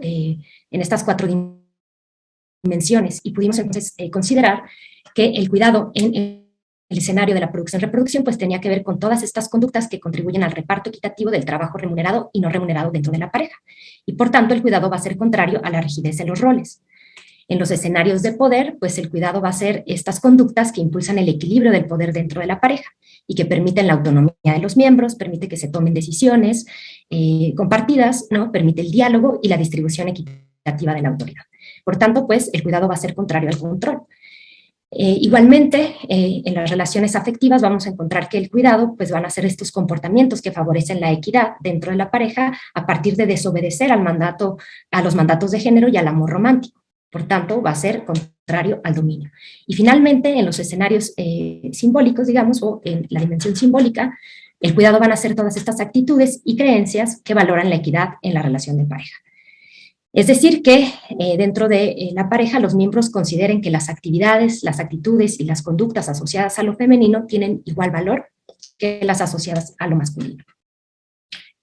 Entonces así empezamos a conceptualizar el cuidado en la pareja y consideramos que es una práctica relacional manifiesta en actitudes, conductas y creencias individuales que favorecen la presencia de equidad en la relación de pareja. Son todas estas actividades individuales destinadas a mantener y reparar la relación por medio de la equidad, teniendo como efecto la consolidación de la pareja. Pero no solo eso, sino que también los miembros dentro de la pareja van a encontrarse en bienestar, van a poder tener un desarrollo autónomo. Por tanto, van a ser opuestas las prácticas de cuidado a la violencia de género, ya sea a través de los mecanismos evidentes o sutiles que tiene esta violencia. Construimos así 40 reactivos que abarcan todas las dimensiones de la variable. Nuestro instrumento es una escala de autoaplicación con 5 opciones de respuesta de tipo Likert que evalúa la percepción de los participantes sobre las muestras de cuidado por parte de su pareja. Y está dirigido a hombres y mujeres que tienen hijos o hijas y que se encuentran en una relación de pareja. Estos 40 reactivos se dividen en 2 subescalas. La primera subescala de 30 reactivos va a evaluar la frecuencia de conductas de cuidado en la pareja en 3 dimensiones: poder, producción, reproducción y relación íntima. La subescala 2 es de 10 reactivos y va a evaluar la intensidad de las creencias y actitudes que favorecen u obstaculizan el cuidado, abocándose entonces a la dimensión simbólica. Entonces, bueno, el procedimiento con el que se llevó a cabo la validación de la escala, pues comenzó con contactar a los participantes por medios electrónicos, nos dieron su consentimiento informado y contestaron el instrumento en la aplicación de Google Forms. Nuestra muestra fue no probabilística, contando con 202 participantes con los criterios de inclusión de estar en pareja y tener hijos o hijas. Y estas son las características de la muestra. Tuvimos 61.9% de mujeres y 38.1% de hombres. Las edades estaban entre 23 y 68 años y la media fue de 42.11 años. El 81.2% de las y los participantes desempeñaban un trabajo remunerado, seguido de un 18.3% dedicado al trabajo del hogar y el 0.5% eran estudiantes. 81.2% estaban casados o casadas, 13.4% en unión libre y 5.4% eran solteros o solteras. Todos ellos, les decía, tienen hijos o hijas. Aquí destacamos, bueno, que el 53% tuvieron 2 hijos y seguido del 27.7% que tenía solo un hijo. El tiempo de relación más frecuente fue más de 15 años, teniendo 46.5%, seguido de una relación de 10 a 15 años, que fue el 20.3%. Vemos que aquellos que eran menos de 3 años, pues fueron el menos porcentaje de la población. Bien, y entonces pues procedemos a la validación psicométrica y seguimos los procedimientos, el procedimiento propuesto por Reyes y García. Y bueno, una vez que teníamos nuestra base de datos ya revisada, tuvimos 202 casos válidos. Tuvimos que hacer un análisis separado de cada subescala, porque como les decía, la subescala 1 medía frecuencias de conductas y la otra, la subescala 2, intensidades en creencias y actitudes. El procedimiento consistió en hacer pruebas de discriminación de reactivos, en donde contrastamos los cuartiles extremos, el cuartil 1 y el cuartil 4 de los puntajes totales de cada reactivo, con la prueba de test student de muestras independientes. Luego hicimos análisis de confiabilidad, ¿no?, con el coeficiente de alfa, de Cronbach, y finalmente el análisis factorial exploratorio y confirmatorio. Bien, y estos son los resultados en la subescala 1 de 30 reactivos que les comentaba, son conductas en producción, reproducción, poder y relaciones afectivas. Hicimos las pruebas de discriminación de reactivo y tuvimos que eliminar el reactivo 18 y 21 porque no discriminaron de forma estadísticamente significativa. Después hicimos el análisis de confiabilidad, ahora con los 28 reactivos tras eliminar estos dos, y obtuvimos un alfa de 0.937. Tras eso hicimos el análisis factorial exploratorio, fue una extracción de componentes principales sin rotación. Y los resultados nos arrojaron que 6 componentes explicaban el 68.12% de la varianza. La gráfica de sedimentación, el scree test, nos dice que los 3 primeros componentes explicaban el 54%. Y bueno, pues esto de los 3, pues iría como más en relación con la teoría de estos 3 escenarios que estábamos proponiendo.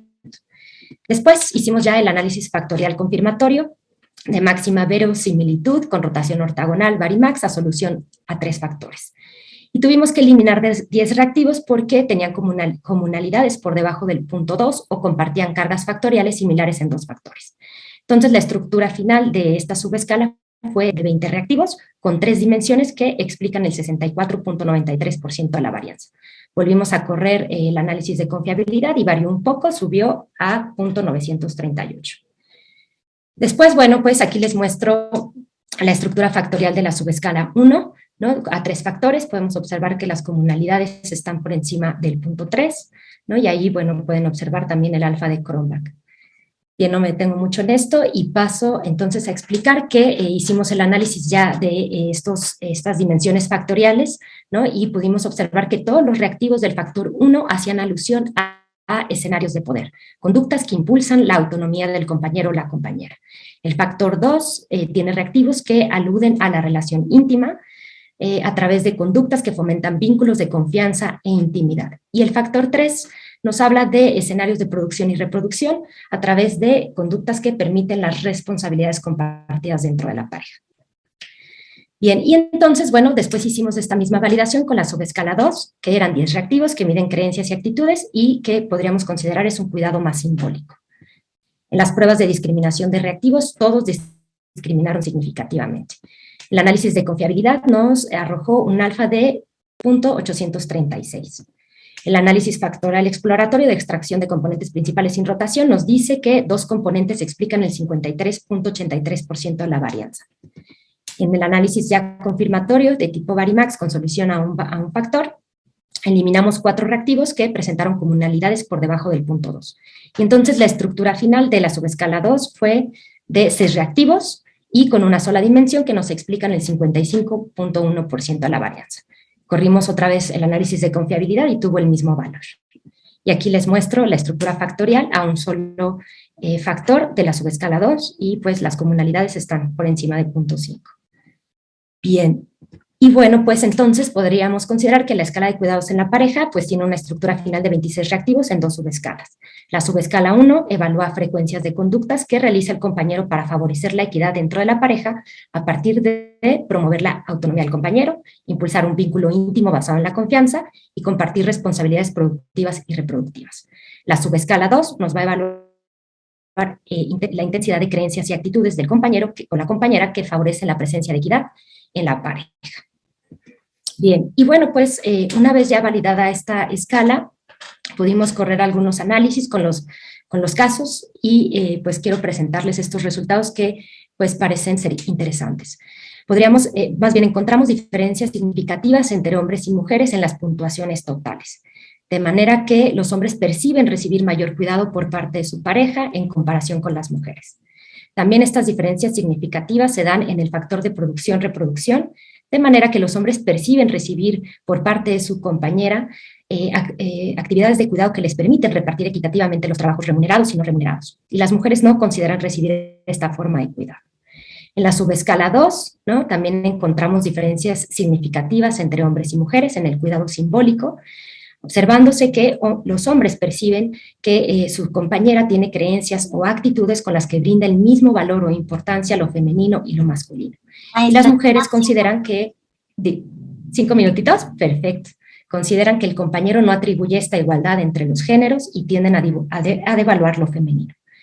Bien, y bueno, nada más para abrir la discusión, pues considerar que la violencia de género y el cuidado en la pareja son prácticas relacionales que están continuas y latentes dentro de la pareja, y el cuidado va a tener un efecto de aliviar las tensiones externas, desarticular escenarios estructurales, impulsar el desarrollo de los miembros y de la relación. Entonces, por tanto, la cualidad del cuidado es neutralizar la violencia de género. Por eso es importante incorporarlo dentro de los contextos de pareja, y esto implicaría que el cuidado va a desestructurar los mandatos de género, va a establecer vínculos horizontales dentro de la pareja con los que se supera la diferencia biológica y se va a reparar la relación por medio de la equidad. El cuidado va a permitir que la pareja se consolide, pero garantizando que los miembros puedan gozar de su autonomía, puedan tener un desarrollo y puedan encontrarse en bienestar. Por tanto, el cuidado va a ser importante que se universalice entre los géneros, y un primer paso es visualizarlo a partir de operacionalizarlo en una escala. Y esta es la intención de esta escala, ¿no? Facilitar el reconocimiento del cuidado, destacando sus atributos éticos, comprenderlo en su dimensión tangible y subjetiva, validar los escenarios genéricos de las parejas y sus condicionamientos, ¿no? Y bueno, pues este cuidado que detecta esta escala pretende desnaturalizar los roles de género, diferenciarlo del amor romántico y concientizar e imaginar nuevas formas de relación, de tal manera que podamos reivindicar la vulnerabilidad humana y la necesidad de interdependencia. Queda como tarea pendiente ampliar el concepto en otros contextos, incorporar a la concepción de cuidado el reparto de roles productivos y reproductivos para así romper con la histórica asociación de lo femenino con las labores domésticas y hacer frente a las dobles jornadas de trabajo. También hacen falta estudios que resalten el valor del cuidado para combatir la violencia de género. Bueno, por mi parte es todo, y pues les agradezco mucho su atención. Dejo de compartir. Muchas gracias, maestra. Gracias. Pues bueno, seguimos con la última presentación. El siguiente trabajo se titula Violencia en la pareja y valores, el riesgo de asumir lo tradicional como modelo ideal. Presenta Jessica Ivette Cienfuegos Martínez. Ella es feminista, profesora investigadora del Departamento de Psicología en la División de Ciencias de la Salud en la Universidad de Guanajuato, Campus León. Es egresada de la licenciatura en Psicología y doctorado de la Facultad de Psicología en la UNAM, dentro de la cual realizó estancias en the University of Texas at Austin, Estados Unidos, y en la Universidad Autónoma de Madrid, España. Diplomada en Derechos Humanos y Violencia Doméstica por el Instituto de Investigaciones Jurídicas de la UNAM y certificada en Salud Mental Colectiva por el 17 Instituto de Estudios Críticos. Su principal línea de investigación versa desde el 2003 sobre la violencia contra las mujeres, específicamente en la perpetuada en las relaciones de pareja. Ha participado en diversos proyectos de investigación en la UNAM, en la Universidad Iberoamericana, Campus Santa Fe. Cuenta con diversos capítulos de libro y artículos en revistas indexadas. Ha participado como ponente en diferentes foros nacionales e internacionales. Es revisora de artículos científicos para revistas indexadas en México, Estados Unidos, España y Colombia. Fue académica experta en el grupo de trabajo que analizó la solicitud de alerta de violencia de género en el estado de Guanajuato en 2014. Doctora, le damos la palabra. Muchas gracias. Bueno, pues este trabajo es parte de uno más extenso. Solamente presento acá los resultados de un análisis de correlación en la muestra completa, pero igual en el transcurso de la charla les iré contando la importancia de hacer otro tipo de análisis. La siguiente, por favor.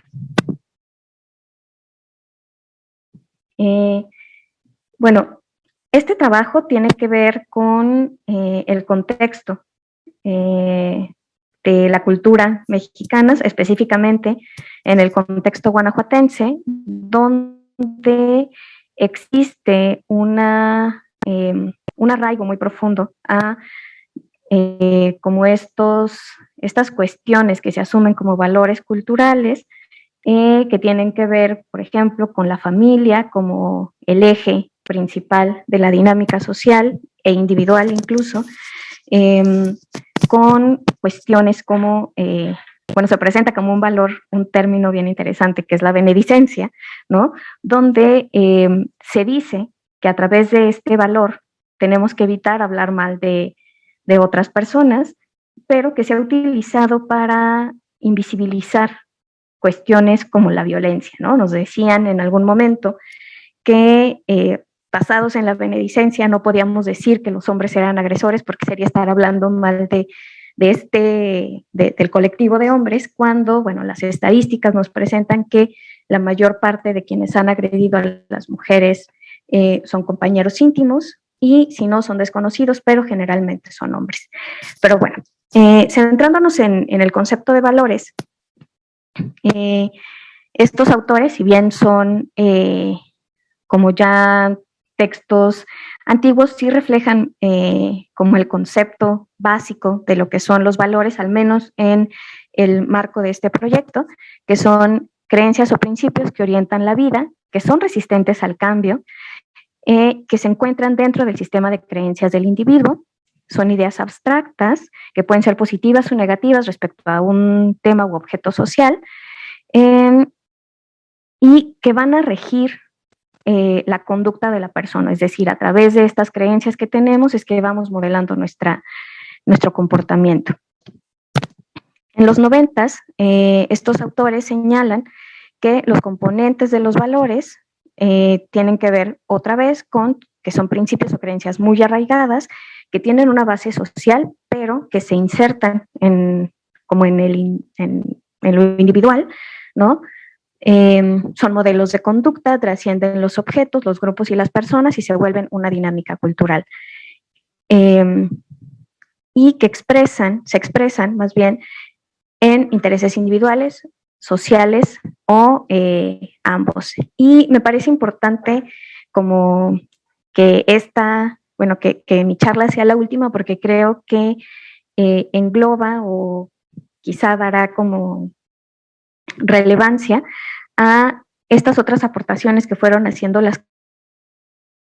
cada uno de los fenómenos sociales en un contexto social, en un contexto cultural donde existen cuestiones como un sistema patriarcal, las leyes, preceptos respecto al amor y la pareja, entre otras. La siguiente, por favor. Y bueno, la otra variable o el otro constructo que trabajé en este proyecto es la violencia en las relaciones de pareja, la cual se entiende como cualquier conducta activa o pasiva que tenga por fin o que finalmente dañe a la otra persona, la hiera o la controle. Y es importante señalar que en textos más antiguos, por allá de los 90, se especificaba que solamente podía considerarse violencia en la relación a personas que estaban como en una relación como culturalmente aceptada, ¿no? Es decir, en el matrimonio o en el noviazgo. Pero, bueno, es importante señalar que la violencia en la relación de pareja se define como tal en cualquier vinculación sexoafectiva. Es decir, no necesito tener un papel o el ser llamada pareja, esposa y tal para vivir una violencia por aquella persona con la que tiene. La siguiente, por favor. Y hablar que toda violencia implica un abuso de poder. Y esto resulta importante y ahorita veremos por qué. La siguiente, por favor.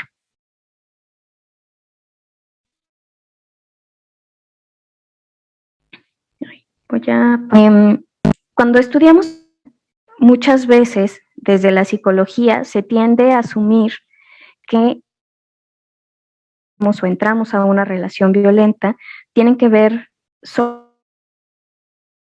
lo cual es una falacia, ¿no? Y que termina por culpabilizar a las víctimas diciendo, bueno, que tienen baja autoestima, que es su responsabilidad, que... Y existen diferentes modelos para explicar la violencia, que es el modelo ecológico, donde a cada uno de estos espacios o de estos círculos, lo importante es que a partir de este modelo se puede complejizar el fenómeno de la violencia, ¿no? Trata de ilustrar cómo todas las cuestiones individuales van a repercutir, también la pareja va a repercutir en las decisiones individuales, en la forma cotidianamente, ¿no?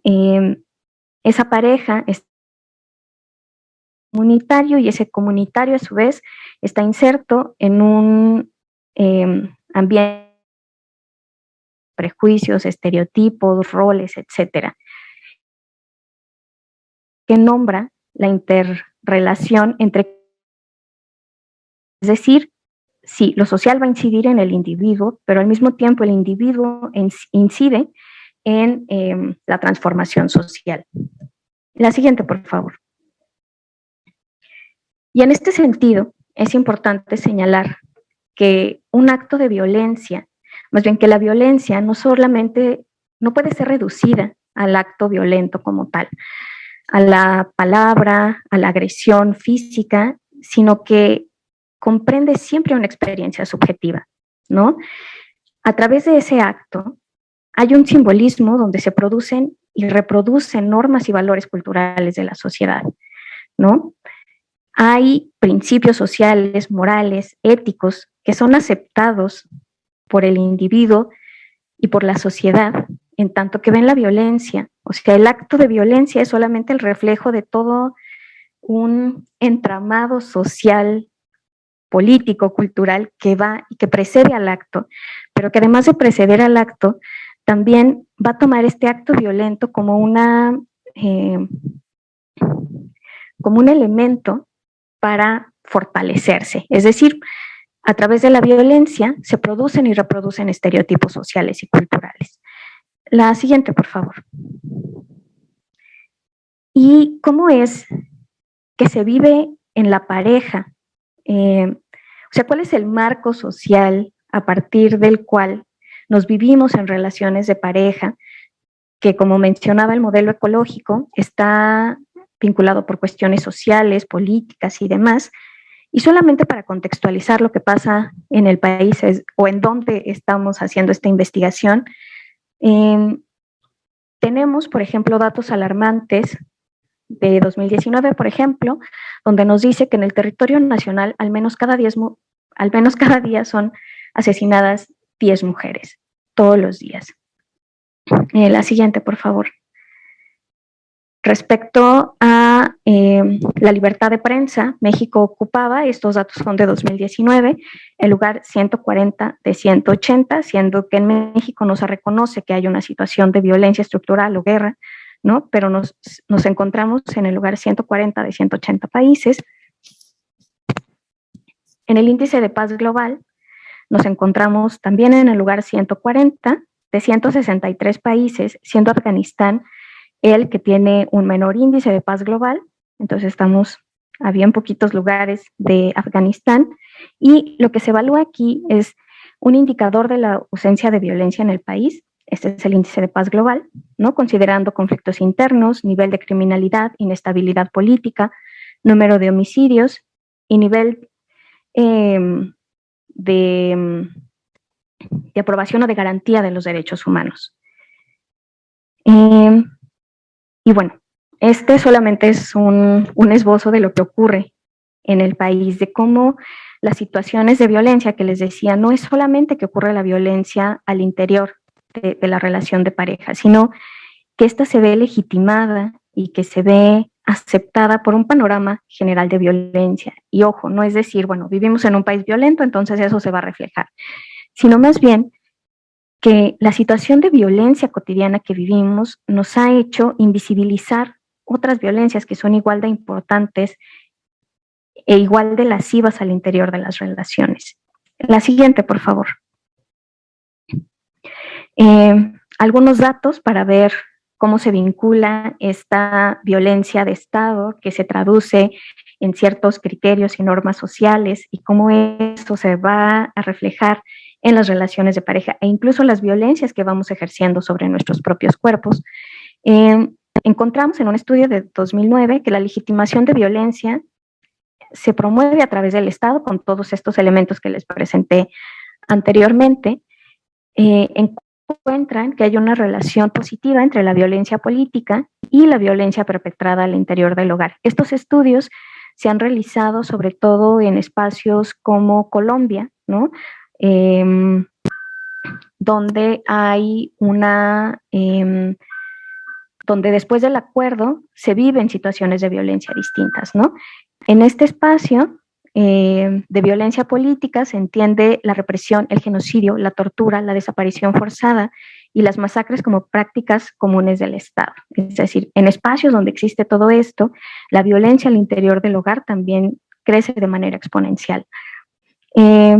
Dicen estos autores que las sociedades expuestas a formas extremas de conflictos políticos llevan a ver la violencia como una forma normativa de manejar el conflicto, tanto en lo general como en las relaciones íntimas. Proponen que la violencia puede incrementar durante el conflicto político por los cambios en los roles, donde hay jerarquías patriarcales y donde no hay capacidad de entender estos cambios, y que la violencia, justo en este marco contextual que vivimos de violencia cotidiana, se mira como una forma aceptable de regresar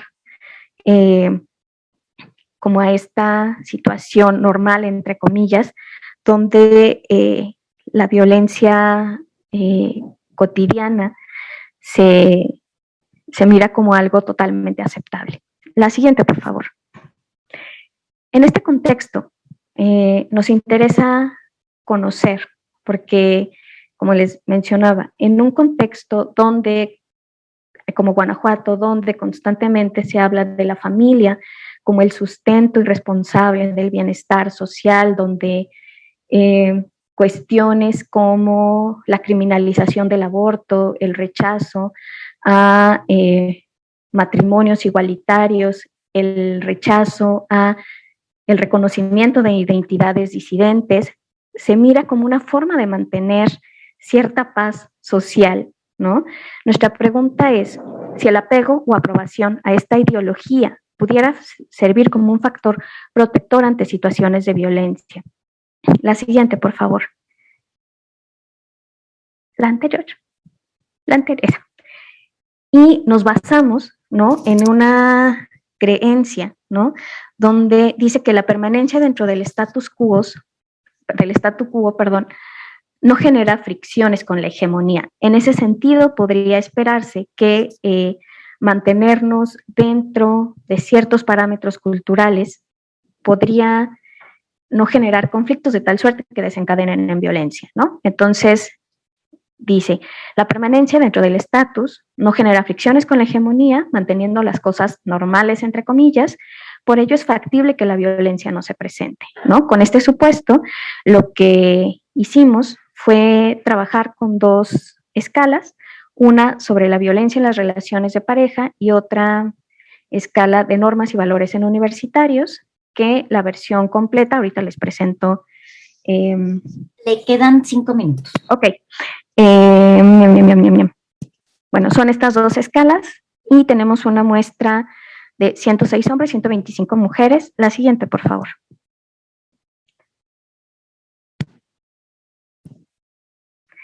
Bueno, esta es la escala completa.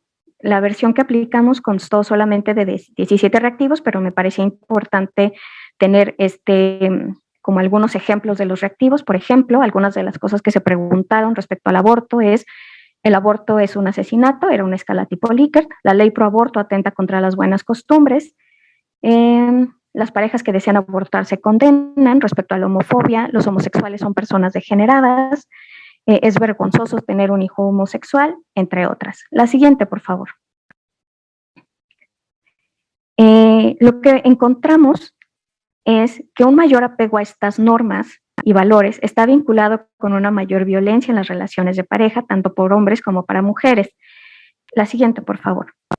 Les digo, este estudio muestra a los participantes en su totalidad, pero bueno, valdría la pena hacer una diferenciación por sexo, a pesar de que las diferencias entre hombres y mujeres no fueron significativas, pero si consideramos el entramado cultural, pese a ello sería importante hacer un análisis.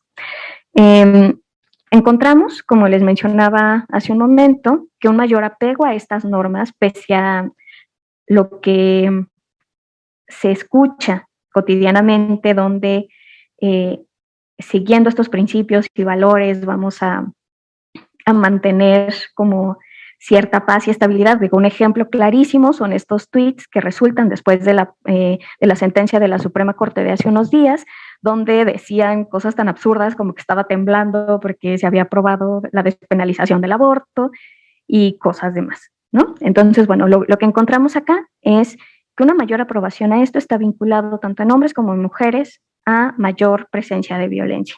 La siguiente, por favor. Te quedan 3 minutos. Sí, ahí voy.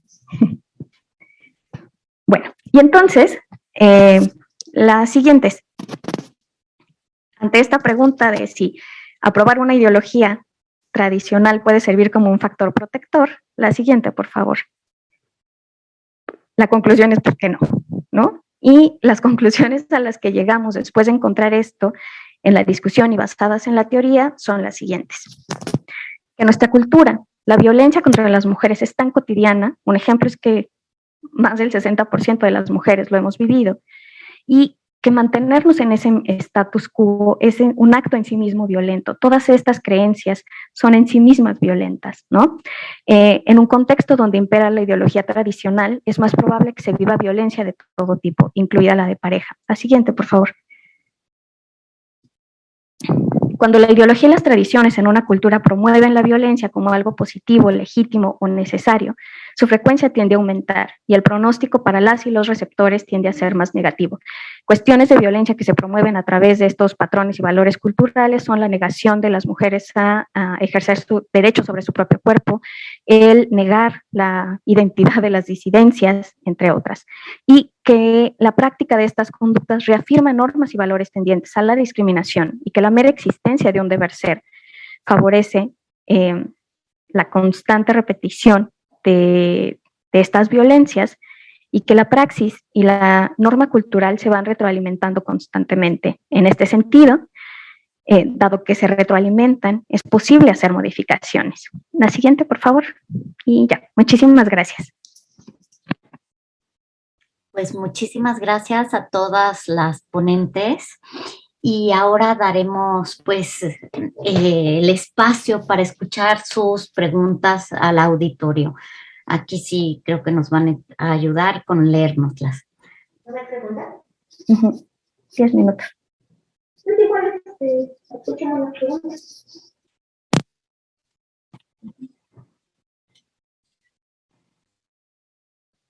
Por el momento no hay dudas en el chat, pero igual las y los invitamos a que participen con algunas dudas. Igual las ponentes pueden realizar preguntas a las otras ponentes si así lo desean.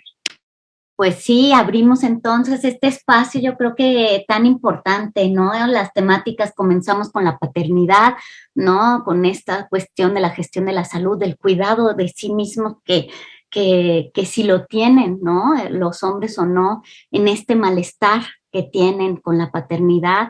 Seguimos con la maternidad y cómo también estamos entre la maternidad como mandato social y cómo romper con ellos y cómo vivirla libremente para pasar a estas trayectorias y factores muy interesantes, ¿no? De la trayectoria de las universitarias y cómo la educación y los padres y tener roles dentro de la casa en las tareas domésticas se vuelven factores muy, muy importantes para tener un proyecto laboral más allá de la maternidad, ¿no? Y por último, ¿no? Este trabajo de los cuidados, ¿no? En la pareja, este factor de cómo los cuidados podrían estar contrarrestando la violencia. Y cerramos con la ponencia de la doctora que nos dice, pues, seguir en estos mandatos, en esta cultura, en este esquema, ¿no? Ecológico, donde hay influencias desde lo individual, ¿no? En lo contextual, lo social, y cómo estas influencias pueden estar perpetuando entonces la violencia, ¿no? Pues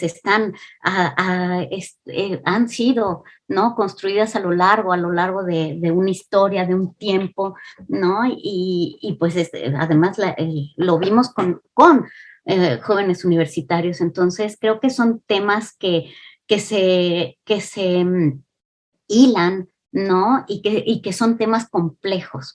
Me gustaría si dan 2 minutitos cada una, ¿no? Si empezamos en el mismo orden para que den su conclusión, ¿les parece bien? Empezaríamos entonces con la doctora Carolina Olvera, si quisiera cerrar con algo.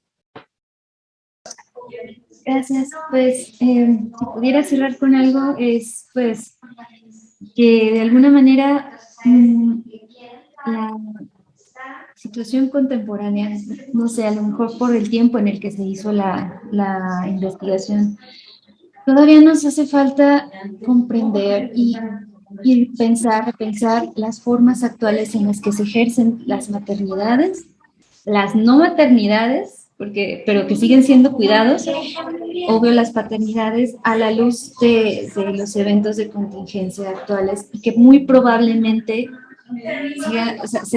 sigan este patrón, este camino. Y también la cuestión del paternar y el maternar desde la virtualidad también.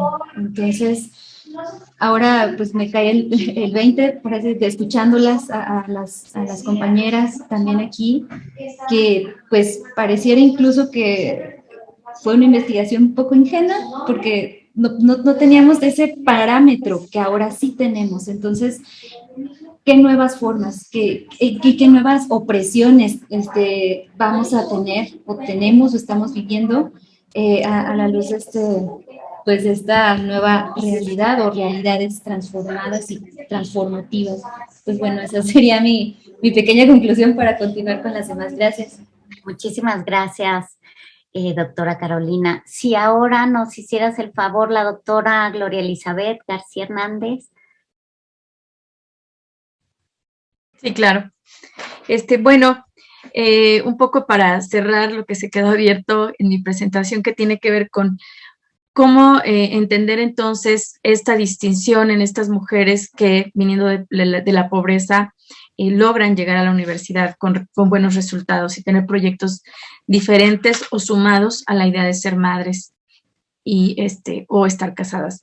Y bueno, justamente retomando este continuo de la pobreza, ellas estarían ubicadas en el extremo donde, a pesar de estar en la condición de vulnerabilidad o de pobreza, están ligadas al sistema escolar, o sea, hay una ligadura institucional al sistema escolar, a la familia sobre todo, es decir, son familias que se hacen cargo de ellas y las condiciones materiales no son tan diferentes.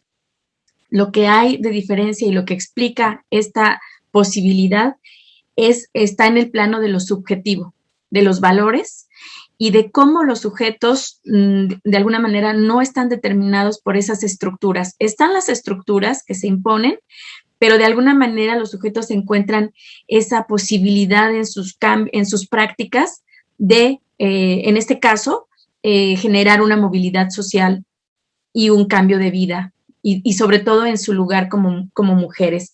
Y a mí me parece que esto nos interpela en el ámbito de la educación, no solo a nivel universitario. Me parece que nos interpela en cómo acompañamos estos procesos desde las niñas, ¿no? y que un acompañamiento, un reconocimiento de un profesor, de una profesora, haría un cambio muy, digamos, importante en esa construcción subjetiva de sí mismas como hábiles para una carrera, para un proyecto académico, ¿no? Y yo creo que, bueno, ya tratando de combinar o articulando esto con lo que hemos escuchado en estas interesantes presentaciones, Doctora, pues que... sobre el tiempo, sí, puedes. Ok, bueno, hasta ahí sería. Gracias. Muchísimas gracias. Entonces, para que dé tiempo a la maestra Mariel, por favor. Listo, pues felicitar a todas. Eso fueron unas espléndidas presentaciones, investigaciones súper interesantes, muy inspiradoras.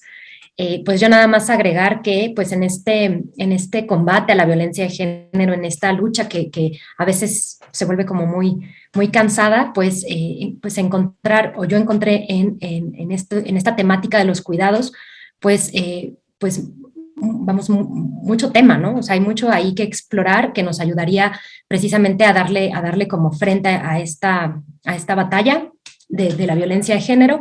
Y pues un poquito lo que les presenté es tratar de poder diferenciarlo para que podamos como incorporarlo en la vida común, o sea, que podamos pensar en los cuidados en la pareja, ¿no? De una manera como mucho más clara, más definida, y esto pues sea como un pasito que nos ayude a contrarrestar la violencia de género en estos contextos.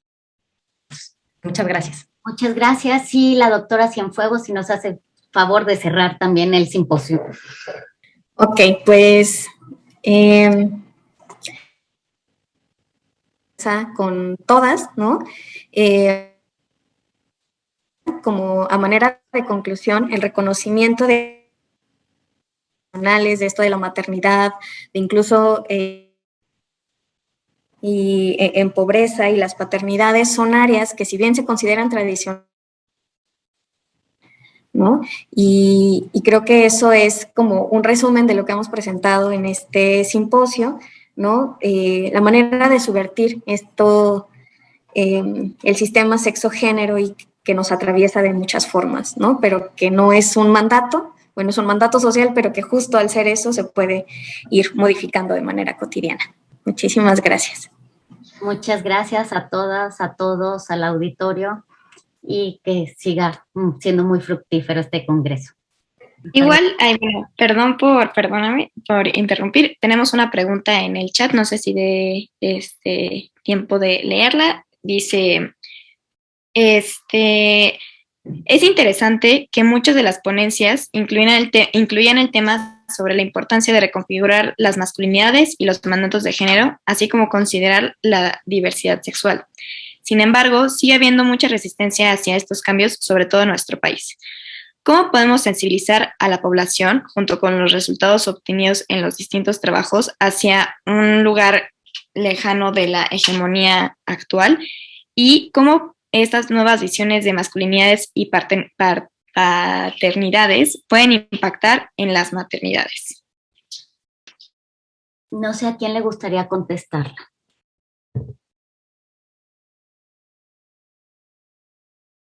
Creo que es muy interesante que la doctora Carolina ya nos había dado una luz, si nos haces favor.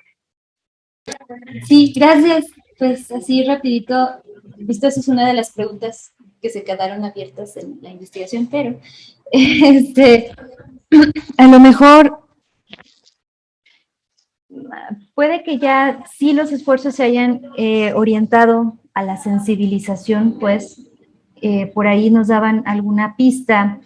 El doctor, perdón, me olvidé el nombre, de la Universidad de Guadalajara, bueno, él nos dice que la paternidad es justo, pareciera que es un área suave, entre comillas, en la cual todas las temáticas de sensibilización, de impacto, del cuidado de otro ser vivo que viene siendo su hija, su hijo, puede impactar en el cuidado del ambiente, de las otras, de los otros y del sí mismo. Pudiese ser que por ahí, sin embargo, pues sabemos que no todos quieren ser padres y aunque pareciera que es el mandato, pareciera que desde niños, parece que ahí está la paternidad presente. Esa pudiera ser una pista, pero y también hay otras posturas en las cuales nos dicen que hay que confrontar, o sea, que hay que confrontar al hombre, a los hombres con la realidad. Y de hecho hay grupos de hombres de diálogo en los cuales se dedican en unas primeras sesiones al enfrentamiento.